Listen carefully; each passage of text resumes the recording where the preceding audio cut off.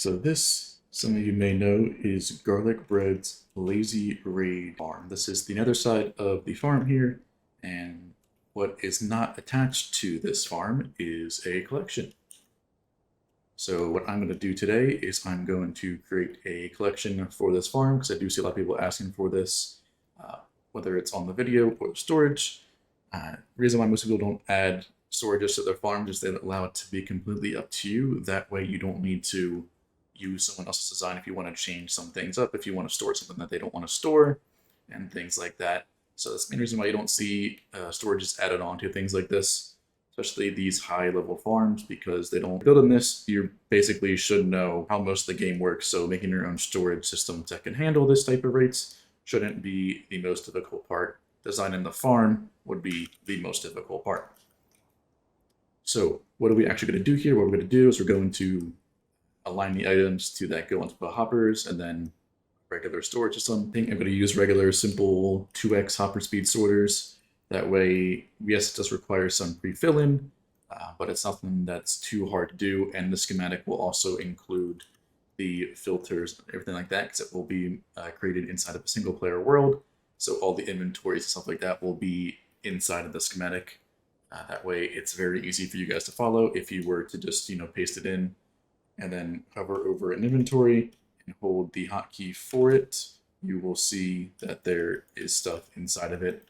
Obviously, since this one I took from a creative copy, there isn't anything filled. These chests here need to be filled with minecarts, and then these two dispensers up here and stuff like that need to be filled with lava, and then up here shulker boxes, but that's stuff you can find in Bred's video. What you can't find is a attached storage. So that is what I'm going to be working on for today. Now I have actually made a design already, but this does include autocrafting because it is going to be made on the autocraft SMP.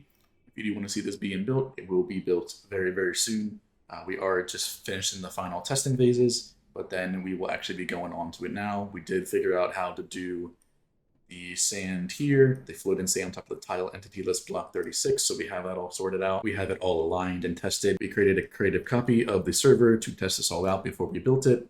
That way we know how everything works and what needs to be where and things like that, so we don't build it in the wrong spot and then have to redo everything like that. Last thing you want to do is mess the overworld side up, and yeah, because that's one of the parts that take the longest. This one's not too bad.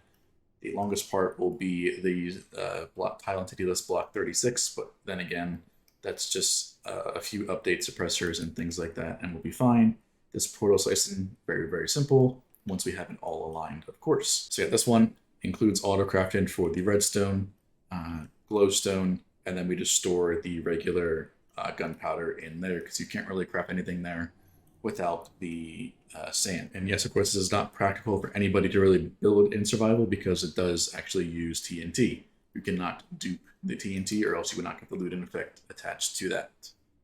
So yeah, this does use quite a bit of TNT per hour, and it does not produce enough gunpowder to fully sustain it, so it is not practical to build in survival. But we want to do it. We'll have autocrafting on the server, so we can actually just craft a bunch of TNT elsewhere at our creeper farm and things like that, bring it over here, stockpile on it for quite a bit of time, and then we can just use that over time. So yeah, this is the storage I had for the autocrafting.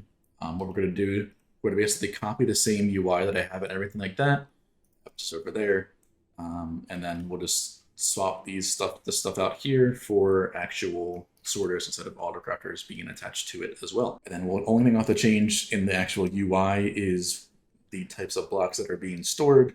Obviously, because we're not going to get redstone blocks, glowstone blocks, and things like that. So we'll have this gunpowder will stay the same. We'll swap over the redstone blocks for redstone and the glowstone blocks for glowstone dust. Other than that, the whole UI would stay the same. We'll get rid of those trapdoors because they do actually power what you don't want to happen.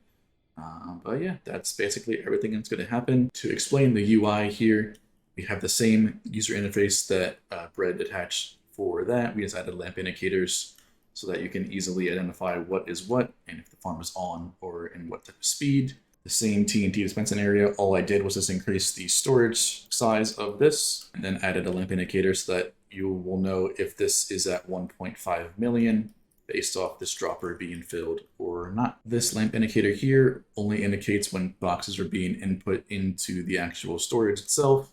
so that you know if anything is actually being sorted at the time. Obviously, it's not a real-time indicator. It just shows if any boxes are going up at the time. And then it'll be about roughly about a minute or so till the final box is sorted from the last flash of this lamp here.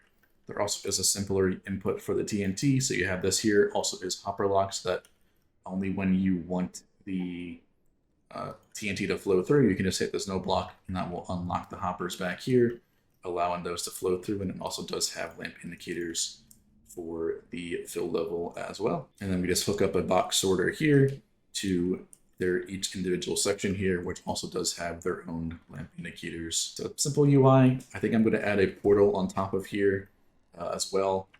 We don't really need a portal on autocraft because we'll have a piston bolt to this location. But just in case you want to do that, all you're really going to do is add a portal on top of here and stuff like that if you wanted to do that. But that I'll leave up to you. So yeah, enough rambling. I'm going to go design a regular storage system to be attached to here, and we'll be back once that is done.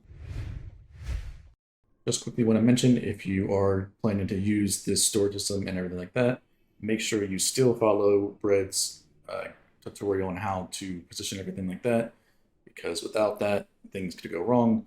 You very easily can just build Bred's first, and then just load the schematic up, make sure it's all aligned, and then everything like that, so you're all good to go.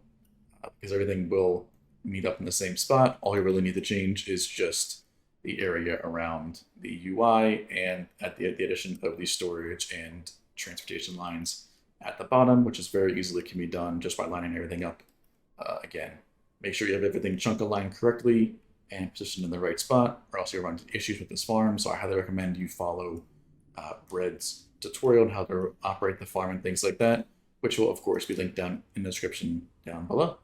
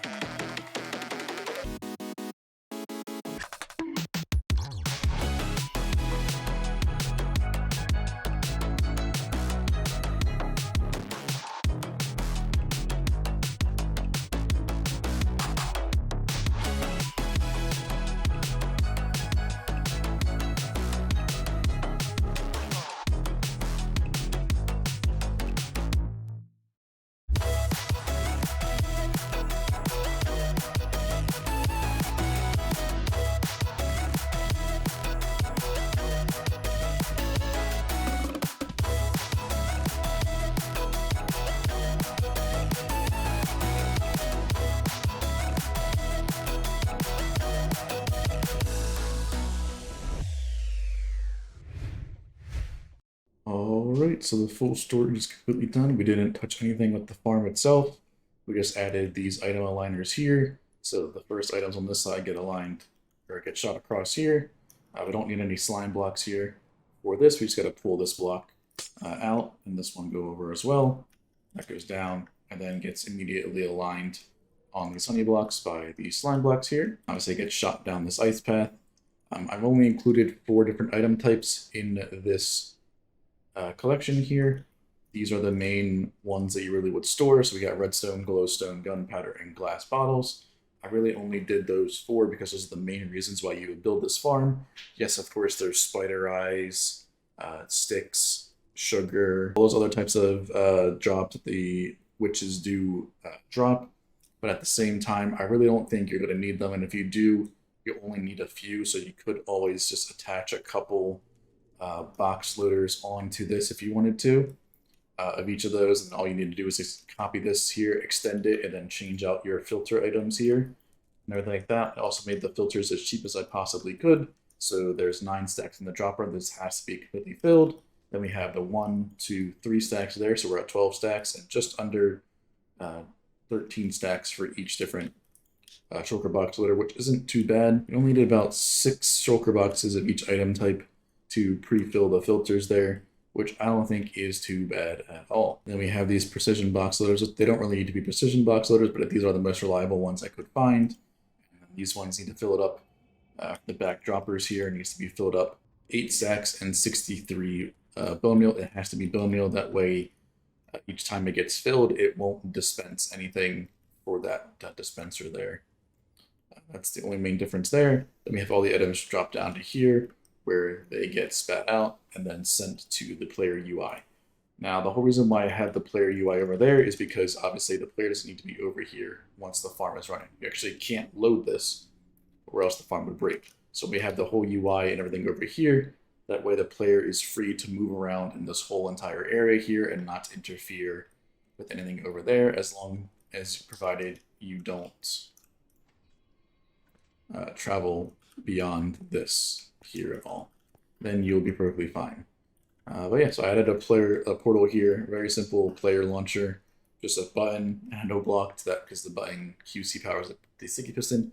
All you need to do is update that, which that no block does. You have your simple player launcher that actually reaches up to there with some very minor modifications to the floor. We have a trapdoor and then a slab. That way you can just walk up and into the portal. And all we had to change over here was add an extra of the box sorter here. And then we just changed the pathing of the hoppers to the different types of storage. Yes, I did do hopper streams and I'm not locked. It doesn't really matter because you can see idle.